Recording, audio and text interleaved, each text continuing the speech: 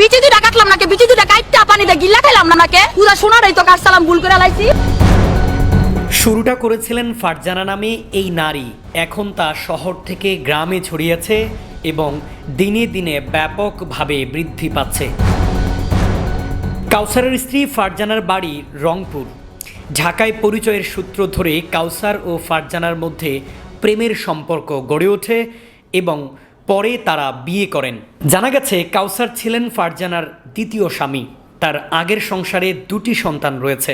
প্রথম স্বামীকে তালাক দিয়ে তিনি কাউসারের সঙ্গে ঘর বাঁধেন এবং ঢাকায় থেকে কাউসারকে নিজের পরিবারের প্রায় 2 লাখ টাকার মালামাল দিয়ে বাড়ি নিয়ে যান।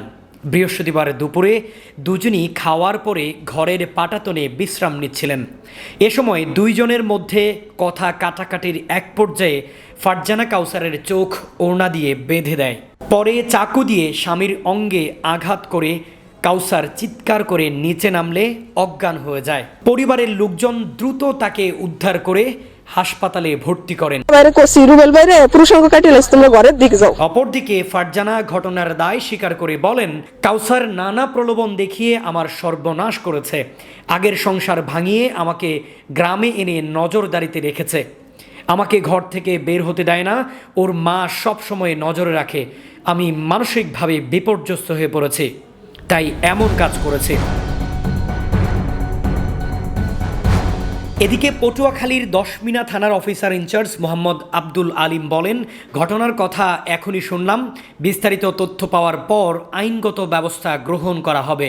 ঘটনাটি স্থানীয়ভাবে তীব্র আলোচনার সৃষ্টি করেছে। পারিবারিক সত্তা ও প্রতারণা নিয়ে আলোচনা শুরু হয়েছে এলাকার মধ্যে। এই ঘটনায় নারীর বিরুদ্ধে সহিংসতার সাধারণ ধারণার বাইরে এক উল্টো বাস্তবতা তুলে ধরেছে, যা পারস্পরিক শ্রদ্ধা ও সততার ভিত্তিতে সম্পর্ক করার প্রয়োজনীয়তাকে আরও জোরালো করে তোলে।